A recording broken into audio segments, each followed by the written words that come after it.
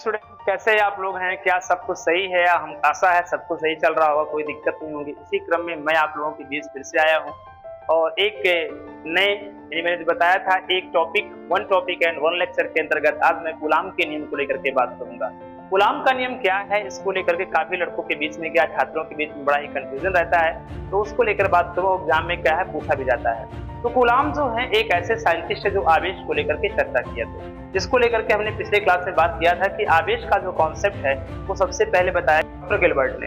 Doctor Gilbert ने क्या किया, सबसे पहले जो है उसमें आवेश के कॉन्सेप्ट को लेकर बताया और उन्होंने बताया था कि जब किन्हीं दो वस्तुओं को आपस में हम रगड़ते हैं या फ्रैक्शन करते हैं तो इसमें एक प्रकार की ऊर्जा निकलती है, जिसमें से क्या छोटी और हल्की वस्तु क्या आकर्षित करने गुण उत्पन्न होता है और उसी ऊर्जा को हम कहीं ना कहीं क्या कहते हैं, आवेश कहते हैं। तो ये चीज जो है कहीं ना कहीं जो है आवेश जो है एक प्रकार की ऊर्जा है, जिसको लेकर के डॉक्टर गिलबर्ट ने क्या किया था उसको लेकर बात किया था और डॉक्टर बेंजामिन फ्रैंकलिन ने क्या किया उसको टू टाइप में क्या है डिवाइड किया था। तो आते हैं बात कर लेते हैं कूलाम के नियम को लेकर। हालांकि बता दूं मैं आप लोगों को, कूलाम का जो नियम है किन्हीं दो स्थिर बिंदु आवेशों के बीच लगने वाले बल को लेकर बात करता है। किन्हीं दो स्थिर बिंदु आवेशों के बीच लगने वाले बल को लेकर के बात करता है कूलाम का नियम। वो कूलाम जो है अपना जो नियम है देखा जाए तो कूलाम का जो नियम है न्यूटन के नियम के क्या है सदृश है।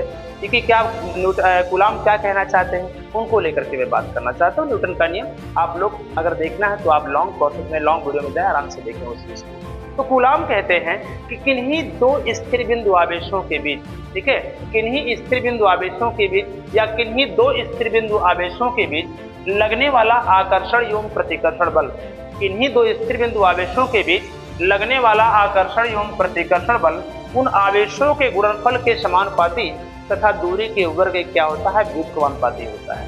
अर्थात इनका कहना यह था कि यदि हम किन्हीं दो आवेशों के जो मान है, किन्हीं दो आवेशों का जो मान है उनको स्थिर करके किन्हीं दो आवेशों के बीच की जो दूरी है उनको स्थिर करके, इनके बीच का जो दूरी है डिस्टेंस को अगर स्थिर करके हम उनके मान को, आवेश के मान को बढ़ाते जाएं तो उनके बीच का जो आकर्षण बल है या जो प्रतिकर्षण बल है वो क्या होगा, बढ़ता जाएगा।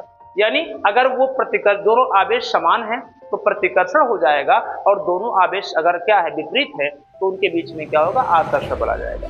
फिर से सुन लीजिएगा, उनका मानना था कि आवेशों के बीच की दूरी को स्थिर करके यदि उनके बीच में हम क्या है आवेश का मान लगातार बढ़ाते जाएं तो इनके बीच जो आकर्षण अथवा प्रतिकर्षण जो बल होगा उसका मान क्या होगा, बढ़ता जाएगा।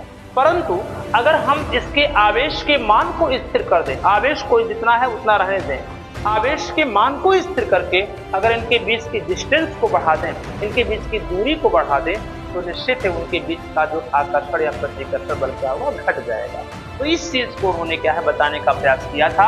अर्थात उनके अनुसार अगर चले हम तो यह is proportional to Q1 × Q2, यानी उनके बीच लगने वाला आकर्षण और प्रतिकर्षण बल आवेशों गुणनफल के क्या होता है, समानुपाती होगा तथा उनकी दूरी के क्या होता है, व्युत्क्रमानुपाती होता है। यह प्रोपोर्शनल टू 1 क्या होगा, r² होगा।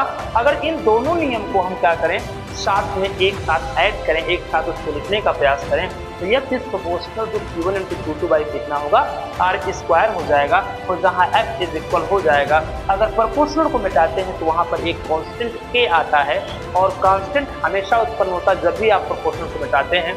यह फिजिक्स हो जाएगा k Q1 × Q2 क्या होगा, r² होगा। जहाँ जो k है वह एक प्रकार का क्या है, नियतांक है, एक कांस्टेंट वैल्यू है जिसका मान जो होता है 9 कितना होता है, 9 होता है न्यूटन मीटर स्क्वायर प्रति कूलाम स्क्वायर होगा, जो 1/4 पाई एप्सिलॉन नॉट के क्या होता है, बराबर होता है। 1/4 पाई एप्सिलॉन नॉट है, अगर 1 है 4 है, पाई का मान 3.14 होता है और एप्सिलॉन नॉट का मान 8.85 10 कितना होता है, -12 होता है। अगर इनको हम क्या हल कर दें तो निश्चित है आपका 9 10 क्या है 9 यहाँ पर आना प्रारंभ हो जाएगा। यानी इसके स्थान पर इसको लिख सकते हैं। तो k की वैल्यू ये है तो k के स्थान पे इनको रख सकते हैं तो क्या हो जाएगा, आप समझ सकते हैं। यहाँ हो जाएगा इसका मान कितना हो जाएगा, यहाँ लिख सकते हैं, आप क्या लिख सकते हैं, f इज इक्वल हो जाएगा 1/4 pi epsilon not Q1 × Q2 कितना बताइए, r² हो जाएगा। यही तो होगा। ये जो आप लोगों का ये है ये फार्मूला है और बल का मात्रक क्या होता है बताइए, न्यूटन होता है। कूलाम, यहाँ बात याद रखिएगा, कूलाम तो आवेशों के बीच लगने वाले बल को लेकर के उन्होंने व्यंजक प्राप्त किया है, लेकिन उसका जो मात्रक होगा वो न्यूटन ही होगा, क्योंकि बल का मात्रक हमेशा न्यूटन होता है। तो याद रखिएगा, अब सरलनाट जो है निर्वात और वायु की क्या है, वैद्युतशीलता है, और वैद्युतशीलता का तात्पर्य होता है विद्युत धारण को क्या है, क्षमता। विद्युत धारण को किसी भी परिपथ में विद्युत को धारण करने की क्षमता को हम क्या कहते हैं, उसका अपसारण कहते हैं। और अपसारण की जो वैल्यू होती है वो 8.85 10 टू पावर क्या होती है, -12 होती है। तो इस प्रकार से अगर देखें हम तो कूलाम का जो नियम है काफ़ी इंपॉर्टेंट रूप ले लेता है। कभी कभी ये 2 नंबर का या कभी आपका 3 नंबर का, क्योंकि इससे न्यूमेरिकल अगर आता है तो दूरी के साथ अगर न्यूमेरिकल आएगा तो ये 3 नंबर का पूछा जाता है। तो एक छोटा सा वीडियो था, उसमें आपको पॉइंट क्लियर किया गया, तो काफ़ी अच्छा लगा होगा, इसको आप नोट कर लें, क्योंकि ये कूलाम के नियम को लेकर बात की जा रही है, जिसको आप नोट कर लें। ठीक है, इसके बाद हम बात करते हैं आपसे। तो आशा है इसको आपने नोट कर लिया होगा, तो ठीक है, इसको आप वीडियो को रोक करके जरूर नोट कर लें। तो फिर आगे हम बढ़ें, और आज के लिए इतना ही। आप शॉर्ट वीडियो ऐसे ही देखते रहिए, और इसमें क्या है, 1 टॉपिक एंड 1 लेक्चर में अगला क्लास जो हमारा होगा उसमें मैं बात करूंगा वैद्युत क्षेत्र और उससे तीव्रता संबंधी क्या है, किसी बिंदु आवेश के कारण किसी बिंदु पर वैद्युत क्षेत्र की तीव्रता को लेकर के क्या है बात करेंगे।